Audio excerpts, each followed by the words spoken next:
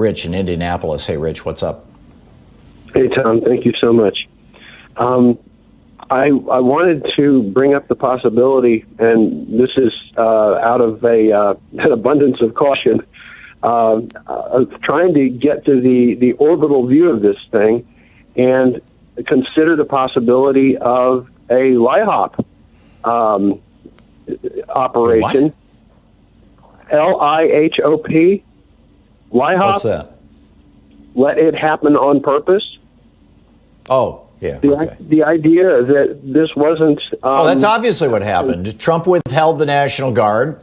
The Secretary of Defense wouldn't return phone calls from the leadership of Congress. Oh, yes. And that's obviously what happened. I haven't heard that framing. And we need to understand how, this problem happens. And, history repeats. I was... Could I do just one quote from Edmund Burke, please? If it's quick. It's super quick. There is no safety for honest men except by believing all possible evil of evil men. Spot on. So we have to, Thank you, Rich. It's a good one. Paul in Woodinville, Washington. Hey, Paul, what's up? Hi, Thom.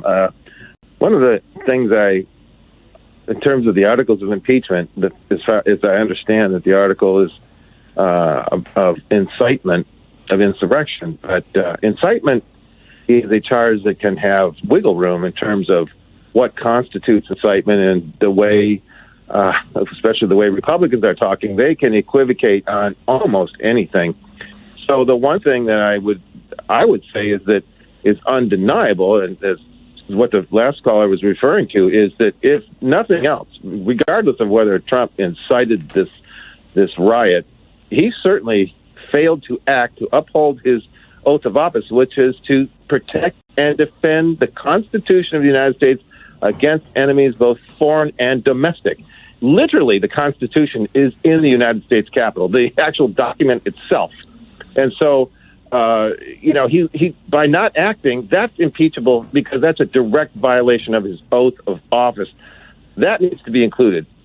As for the way the Republicans are acting now, or arguing on the floor, it seems like, they've had their day in court, and they stack the courts, but when the courts don't rule the way they like, then they say, "Oh no, give us the let's have a resolutions to reinvestigate the election." So they want to give the power back into their hands, And then this other woman who says from they Arizona, want another Benghazi is what they want. Yeah, right. Yeah, they want to. Since the courts didn't decide in our favor, let's take the issue back into our hands, and we'll continue to obfuscate.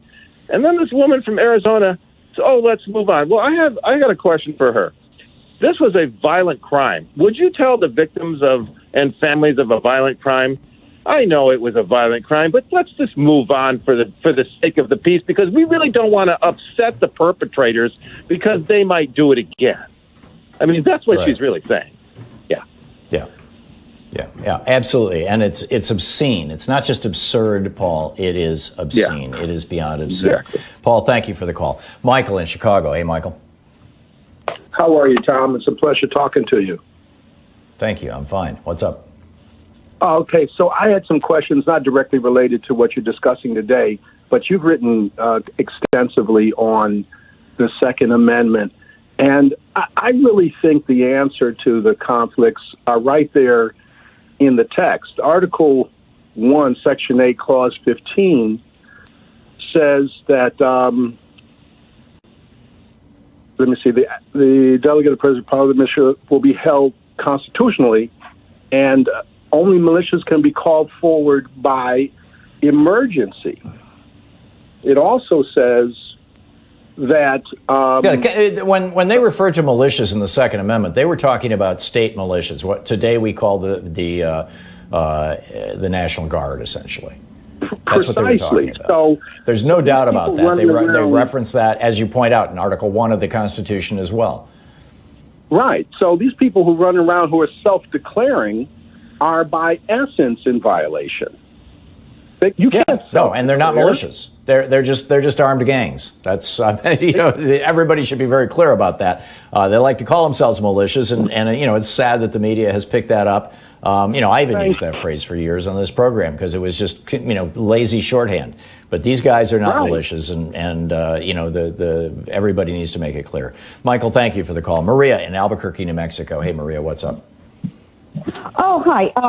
I just wanted to say, I don't know, these Republicans right now, I'm watching you on Free Speech TV, and that one lady from Arizona that just wants to go forward, I feel like they're just catering to all these Trumpies. We don't want to upset them, whatever. What about people like myself, law-abiding citizens that are totally upset, totally? I mean, in order for me to heal, I need to see some accountability.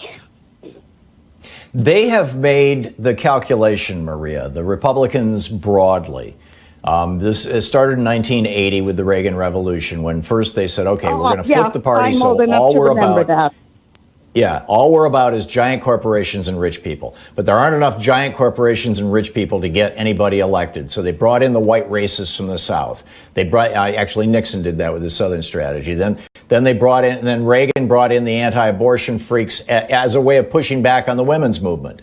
And he brought in the evangelicals. In fact, his outreach coordinator to the evangelical community was his vice president's son, George W. Bush. This is in the 1980s.